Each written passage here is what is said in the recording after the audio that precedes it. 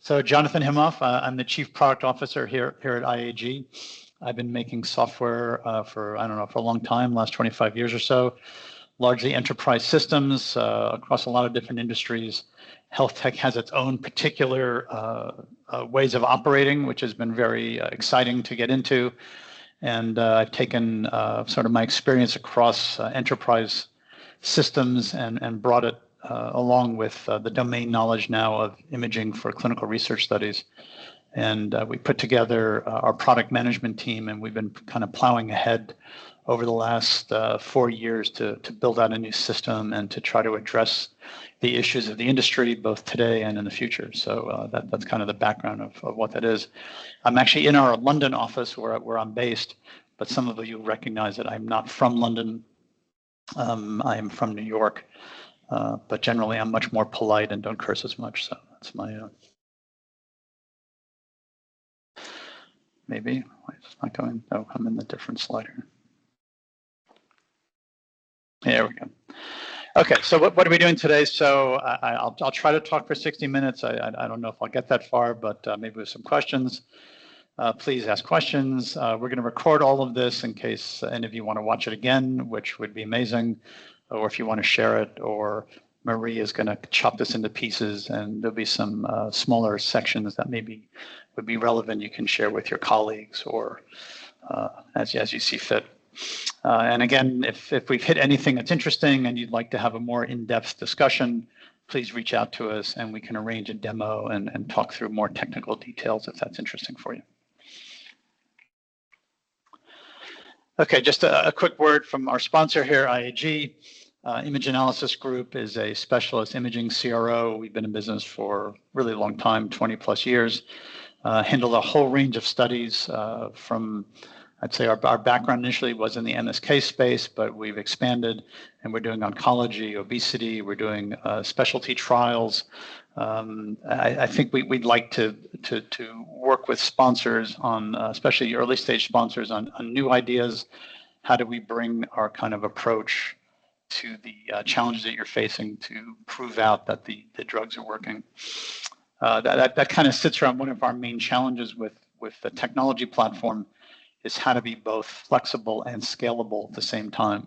So that was really our ambition, was to handle the demands and needs of early stage studies, which can be a lot more creative, and then also be able to work through the more intense scale of an industrial scale phase 3 study that may have hundreds and hundreds of patients and a lot of data. So that was what we were thinking about when we put together DYNAMIKA, and we've been creating different versions of it over the years, but the DYNAMIKA platform is that purpose-built system to deliver the end-to-end solution for imaging CRO work, and it's across all studies from phase 1 to phase 3 across a lot of different indications and treatment areas. And we've done a lot of studies over the years and worked with sites around the world. And yeah, that's all good news. And reach out to us if you have a study coming up, and we're happy to talk to you about how to design it and how to implement it.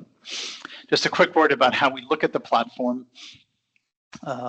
We were able to collect data from all over the world, sites and all kinds of imaging equipment, and being able to bring any kind of data into the platform, where we then have a data processing capability to first set the study up so we know what's being expected. And this is a big piece of our system, which allows the system to be proactive about understanding what's missing or what's not exactly right.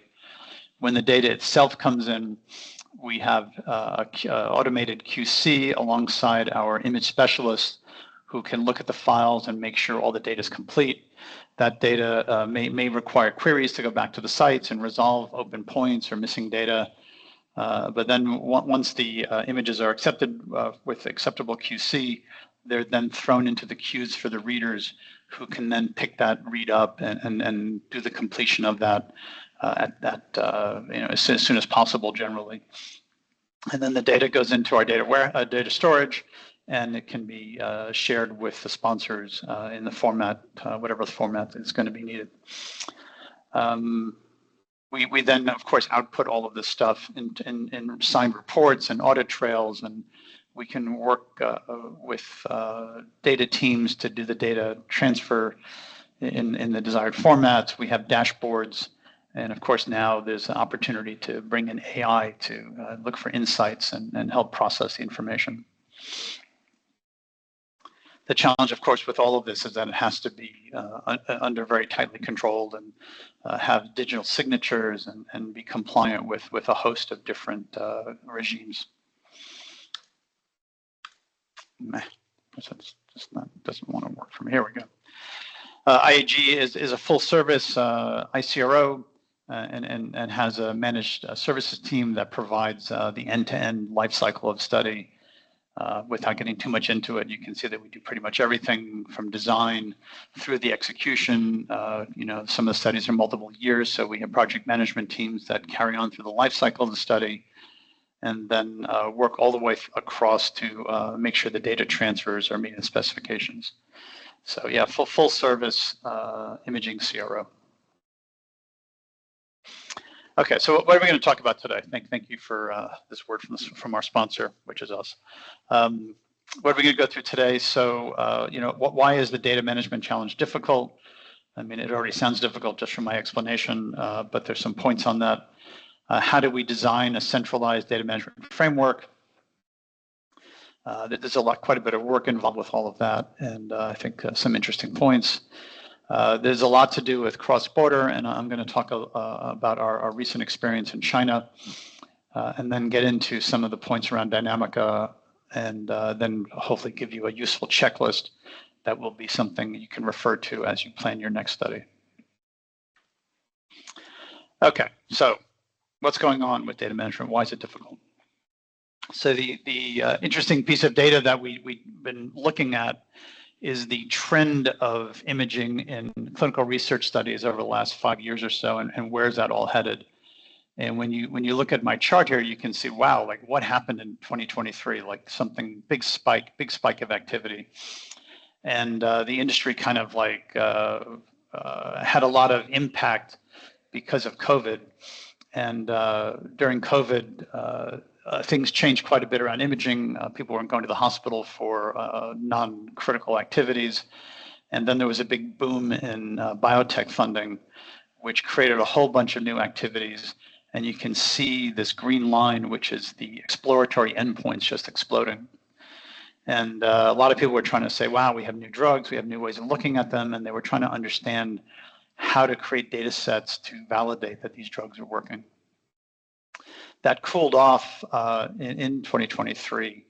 And then I'd say in the last couple of years, we're seeing the industry kind of regain a more predictable, stable trend, which is growing because there are in general more clinical trials coming out, and the imaging is becoming much more important to every study where imaging is a piece of it. And you can see that the industry's kind of come back and it's growing again. So I think that helps us understand that imaging is increasingly important in clinical research studies, and the volume of activity is increasing. And of course, that puts a lot of stress on all of the stakeholders who are involved in the whole ecosystem of the sites and the readers and the PIs who are involved with all of this stuff. This next chart is a bit of a drill down as to what's actually kind of happening. And you can see across that same time period on the left that you see the phase 1, the phase 2, and the phase 3 studies are not moving at the same time. Why is that? Well, it makes sense that phase 1 leads to phase 2, leads to phase 3. So the phase 3 studies are always going to be a bit out of sync with the other studies. And the phase 1 and 2 studies can also be shorter, so they can move at a different rate. And then you can kind of see how in the second panel, how the imaging primary endpoints are growing as well in phase 1 and phase 2 and not in phase 1, but in phase 2 and phase 3 studies. So what does that really mean in summary is that the requirements for imaging for critical studies is headed upwards and more trend. At the same time, and that's not quite in this, yeah, at the same time, we're seeing more imaging time points per study. So whether it had been kind of 4 time points, now the time points are kind of 6 time points. So even within the scope of a 2 or 3 year study, there's more data collection per study. And now we're even seeing new criteria, which makes the time point collection even a little bit more interesting. And there's one that we're working on now called RANO 2.0, which I'll talk about in a few minutes. So on top of the first point, which is there are more time points in a study, we're actually even beginning to see more data in each time point because the slice thickness is getting tighter. So this creates bigger files, it creates more data, more throughput issues, just purely from a data perspective, that there's more information being pushed around the internet, and the systems that collect and hold this stuff have to be more robust. So we have more volume, we have more data, and now the third piece, which makes this more stressed, is that the workflows that we're dealing with are more complicated. So there are more modalities, there's more site activity, and this creates more complication in terms of how the workflow has to move through. Ideally, we can automate it, but some of the workflows are new, so we still have to figure them out. So yeah, so these are kind of why these factors all come together, and it puts a lot of pressure on the industry to respond. So yeah, so the simple summary is that an imaging CRO has to handle more data and process it faster than ever before. So good news is we have more technology to help us. Talking a little bit about new scoring approaches, RANO 2.0 is a good example of where imaging CROs have to kind of get into the detail of study protocols and say, okay, RANO 2.0, of course it's a standard, of course it makes sense. What does it actually mean in terms of data processing? So for the RANO 2.0 activity, and we have some studies that we're collecting data for now, and they'll start reading in the next few months. We had to actually write the playbook for this, and we work with some of the leading KOLs in the world in order to understand, okay, exactly how should the workflow go, what images are needed, how do we manage the determination of disease progression, how can it be convenient for the readers, what's the ability of the ECRF form to help the reader and not make mistakes so there's better alignment with the readers. We don't want to create, we don't want to lead the readers into what they should be looking at, but at the same time we want to provide support that they don't make typo mistakes or have issues that are purely because they're having some problem with the keyboard or something. So the ECRFs have some boundaries on them that protect the readers from making mistakes that require unlocking and relocking of the files. The RANO 2.0 form is quite complicated, and it's going to be a great example, and no doubt Marie is thinking, wow, we can do another webinar on that one. And we'll hopefully have my product team involved with that. One guy, Roy, who's been leading this for the last 6 months, he'll be very excited to share that, as well as introducing the work we've done with the KOLs. But yeah, this has taken us quite some time, and it's a new way of scoring the oncology reads. So super exciting for us. Okay, so what's my summary of the challenge? So the challenge is that we have a study protocol that creates one read plan, which is already difficult enough to kind of write down and explain and draw out to everybody. But now we have sites that are all over the world, and each jurisdiction of the study has its own specific compliance and data handling requirements. And then we want the readers to be working in a standard way. Of course, they need to be trained and they need to understand stuff. And then the output is going to be one usable data set that is consistent and has the data integrity and all the checks in it. So this is quite a sizable challenge, and we've been working on this for a while. So I'm going to share some more detail on why this is difficult. Okay, there's 9, but there's kind of 9 top ones. I'm sure there are a lot more. So the first challenge is actually designing the imaging implementation plan. And the study protocols give us a lot of information, and there's a lot of research attached with it, but actually turning that into, okay, who's going to do what when requires a lot of attention and a lot of detail. We work with a group of experts, scientists, medical experts, readers, primary investigators, to really say, okay, like what's the most convenient and logical way to do this that is cost effective, that will deliver the proper outcome for the study, so the data set can be presented to the FDA or whoever else it needs to go to. So the design piece is really critical, and I think we have a lot of experience in breaking things down and turning the study protocol into both the implementation plan as well as the technical details of what has to be on each screen for the various imaging specialists or the readers to work through. Then qualifying the sites is quite of an activity. Part of the issue around qualifying the sites is that, guess what, the sites are getting increasingly busy as more and more studies come through. So you have on the one hand sites that are kind of loaded and looking for studies that are convenient for them for a lot of different reasons. And they don't want to be using too many different systems. They don't want to have a lot of variance because it makes it harder for them to get the study started, and also for them to train everybody. And then on the other side, as the studies are looking for more and more sites to generate data, we're going into new geographies where people have never done a study before.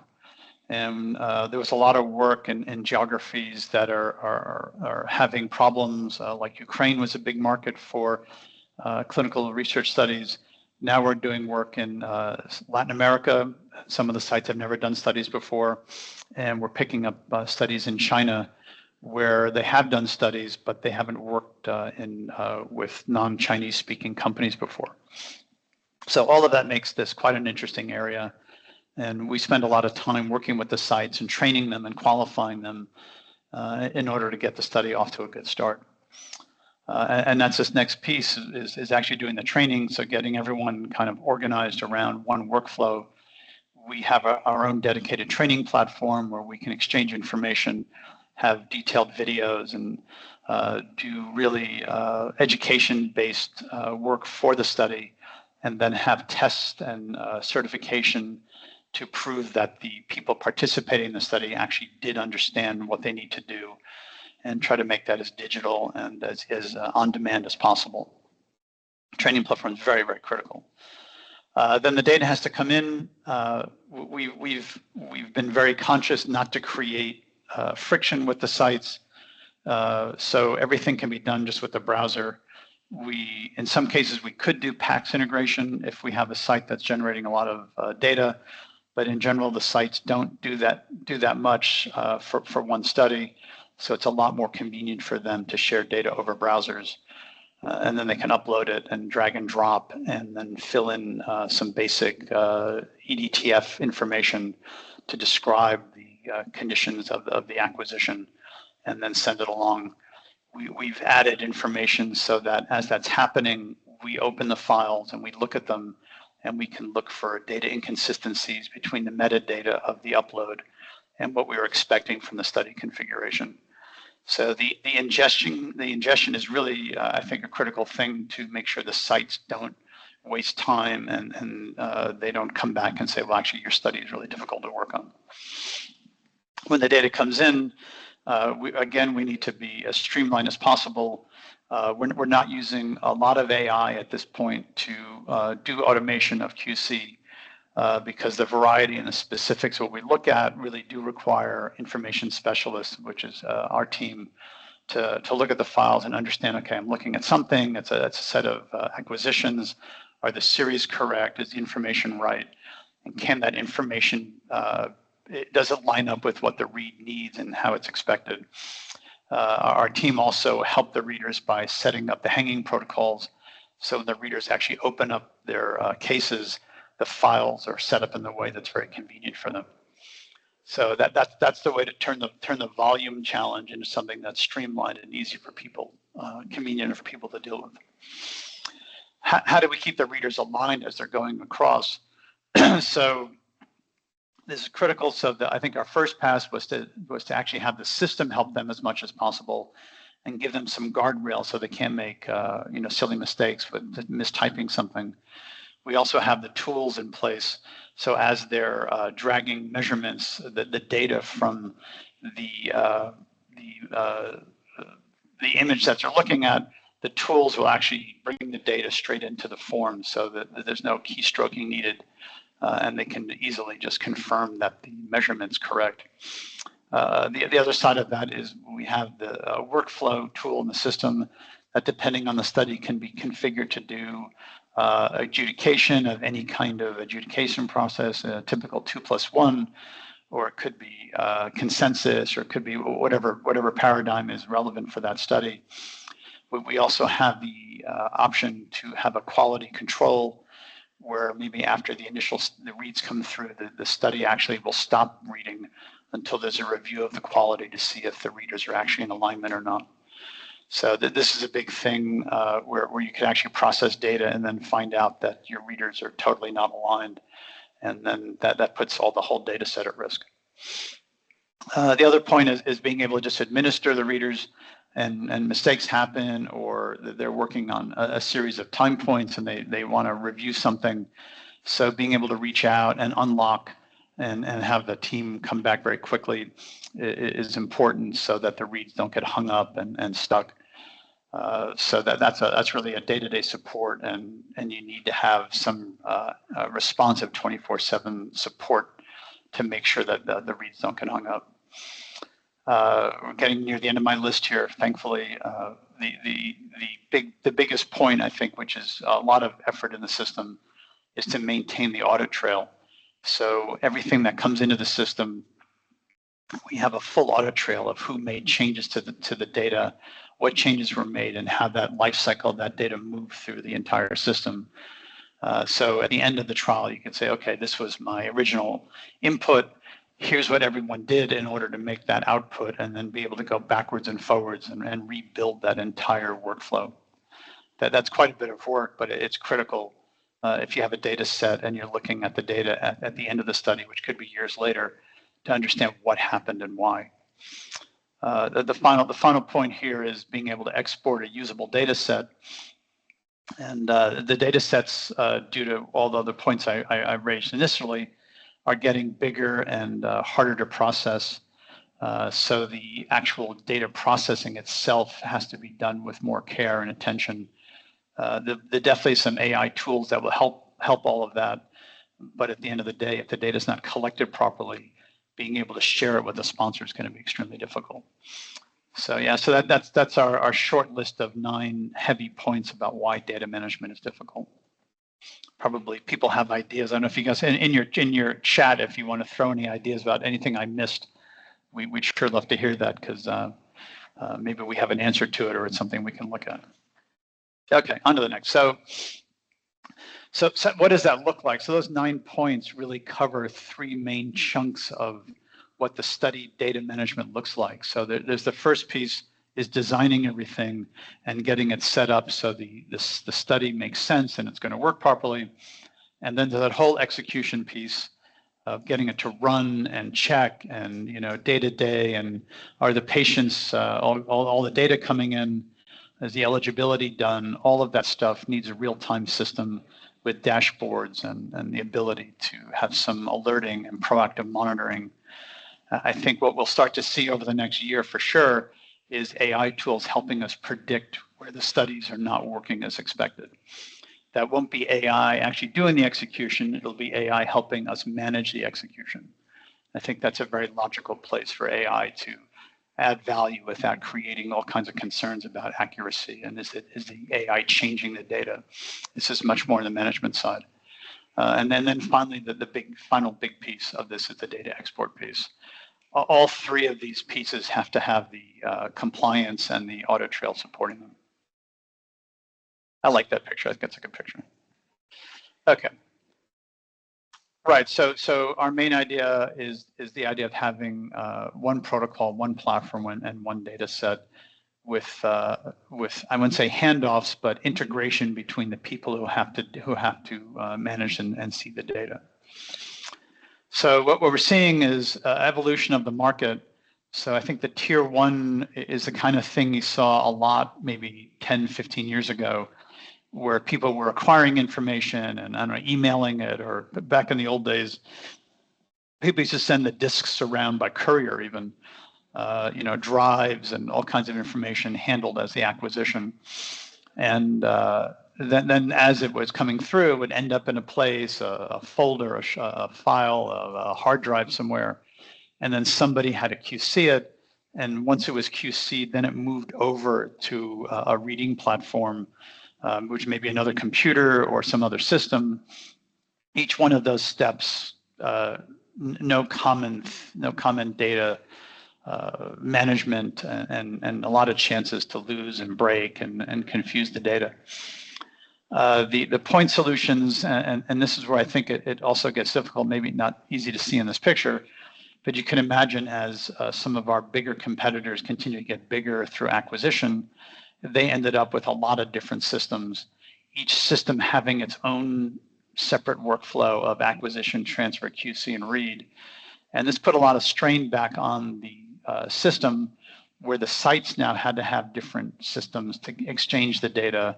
They had to log into multiple systems to figure out, maybe they're working on 3 different studies for the same sponsors. Some of the sponsors are big, and they had to use 3 different systems, each with this kind of fragmented workflow. The piece that this started to move into was, okay, well, we could acquire the images through one system and even be able to handle them digitally. But then after they were QC'd, they got pushed off into different systems, and that became very hard to manage. We're kind of through all of that, and what we're calling tier 4 is that there's one platform for the entire end-to-end workflow where the data is uploaded. The acquisitions can be moved, again, like I said, on browser. They hit the system. We then have an integrated workflow between QC, read, and data export. So there's no real movement of the data once it's up in our cloud. We're just bringing the application to the data rather than the other way around. Well, that's a good phrase. Maybe you can remember that from one of our brochures or something. So yeah, so that's kind of where imaging is today.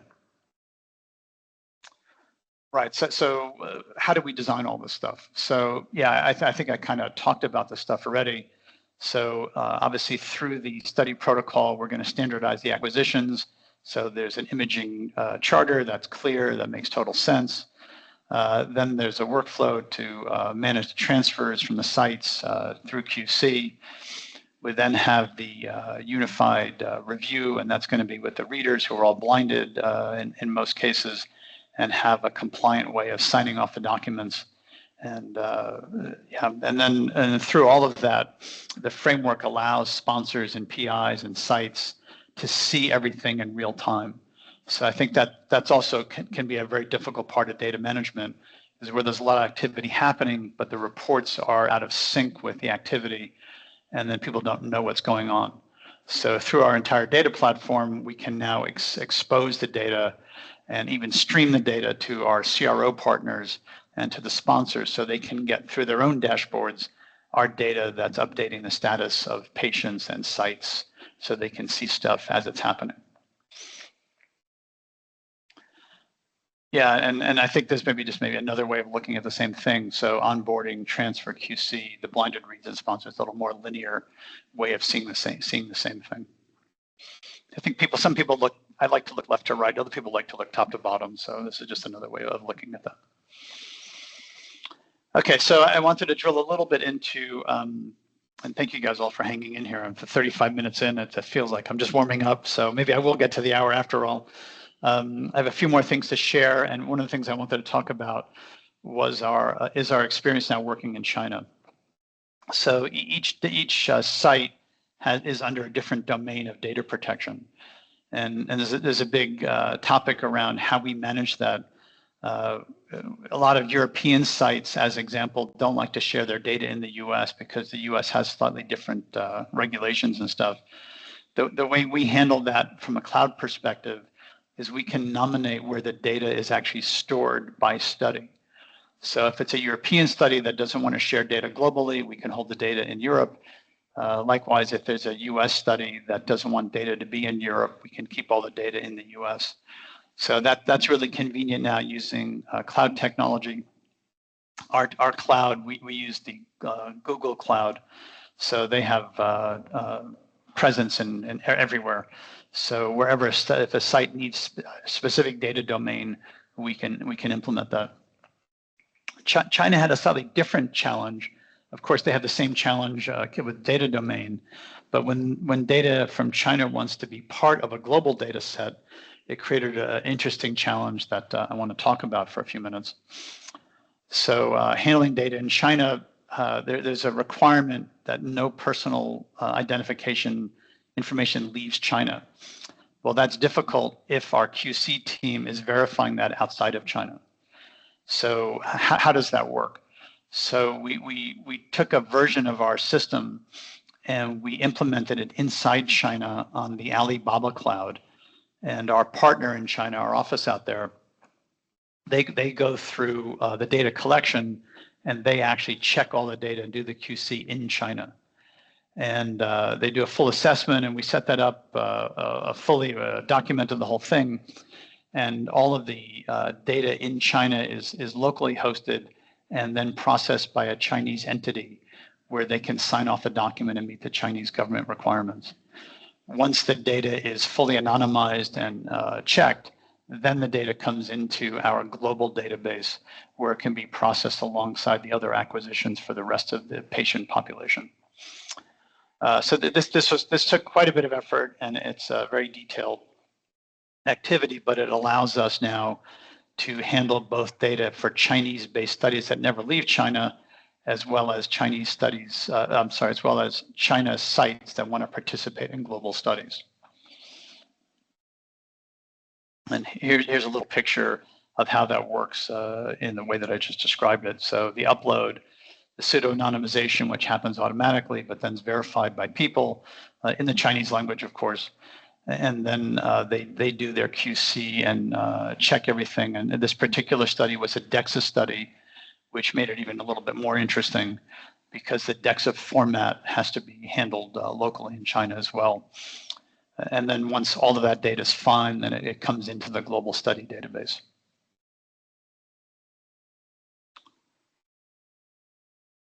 Okay, so just kind of getting into how visibility is important. So the data processing, I think a lot of times we've heard from sponsors, and even several years ago, maybe it was even a bit of complaint about us, is that the data comes in, they just don't know what's going on. And I think the technology we all have at our disposal now really pushes the requirement that the data is more visible, more available, and they can see what's going on. We turn our QC very quickly, but sponsors really do want to see that around our kind of central source of truth, that they have the visibility of what's going on, and they want to see which patients are getting data, are the patients overdue, are the sites performing. This is especially critical for eligibility to get the sites on board with the right number of patients. So that's all enabled through the system. With dashboards, we have a lot of trackers that will be migrating into full dashboard systems that will be available, and as I mentioned earlier, can be streamed. The data can be streamed straight out of our system into CRO systems and the sponsor systems. So I think that's kind of a lot of information from me. I hope you guys found that interesting. We have just a recap on DYNAMIKA, which a few examples of the system. Maybe not the most exciting examples. I think the system comes to life more when you have a specific use you're trying to do and a specific acquisition, and you want to kind of move through the series and look for whatever is relevant for that study. But the idea behind DYNAMIKA was that we created a modern user experience that's fast, that has high performance in it, and that can be used for really any kind of study. and we have a configurable workflow that can make it work in really any way that it wants across the readers and adjudicators, and creating any kind of workflow that's necessary. Okay, I don't know, Marie, if we had any interesting questions coming along. I can't see any. Did anyone throw anything at us? But we're happy to take any questions. Okay, oh, there's a question here. I can't read it. That's I'm gonna put it down here. Actually, maybe you can just sit over here for a second. Okay, so the question is data QC and audit demographic specific? Is the QC and audit different for areas between China and Latin America? That's actually kind of a good question. I don't think so, because I think, yeah, I don't think so, because the study protocol for a study is pretty standard across all the sites. I think their variability has more to do with the local domain of where the data is acquired and how the data is handled. So it's less of a study level QC and more specific to the site and how the site data is actually brought into our system, and is there any identifiable information, and who signs off that there isn't. So that's really the topic in China. I hope that made sense. What else we got? Yeah, any other questions? Please throw them at me. I can, while anyone's thinking of questions, I can throw our little summary list here.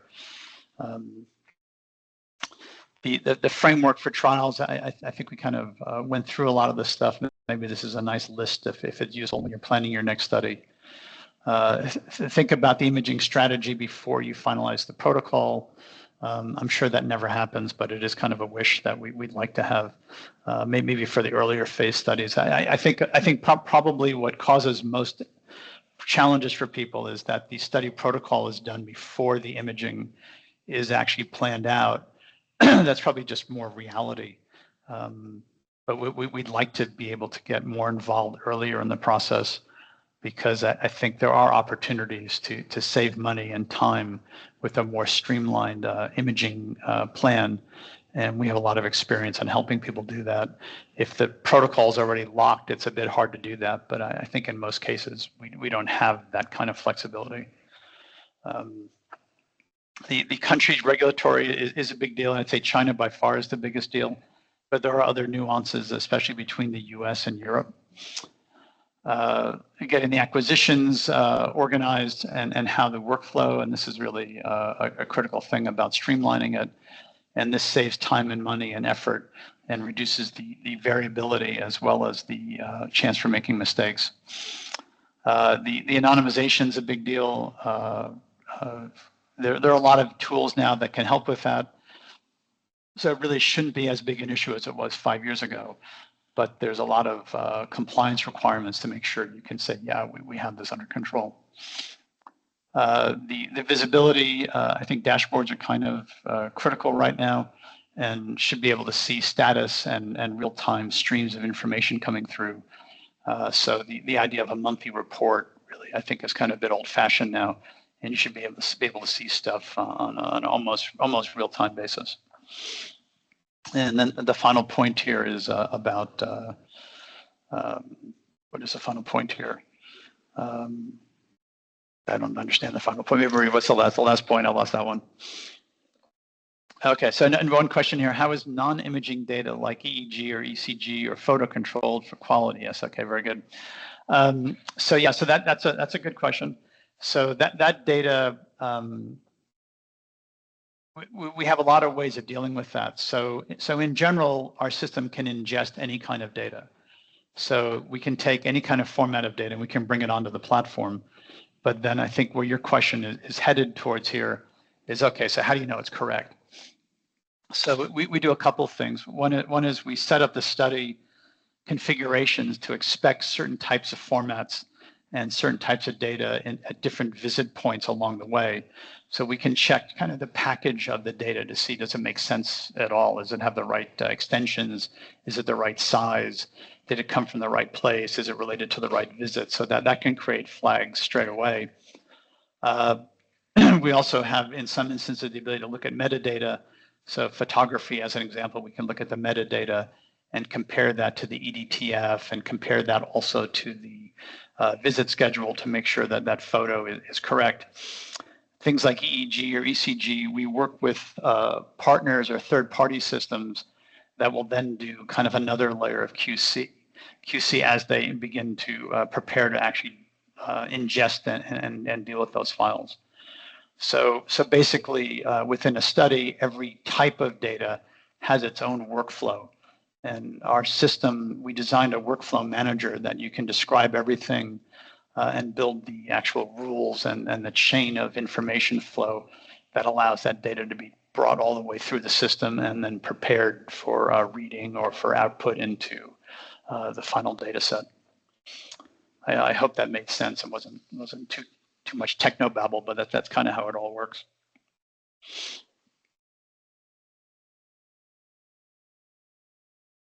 What do you think?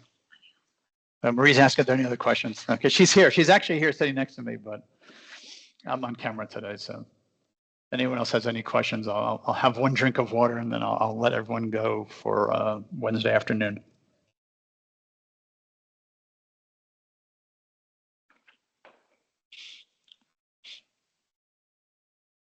Okay, well, please, I hope you found that interesting. I covered a lot of stuff, and like I said, I'm from New York, so I tend to talk a little fast.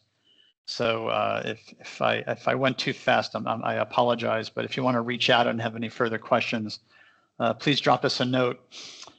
You know, we love talking about clinical trials and the technology and the details around how you get the right data out of all the acquisitions.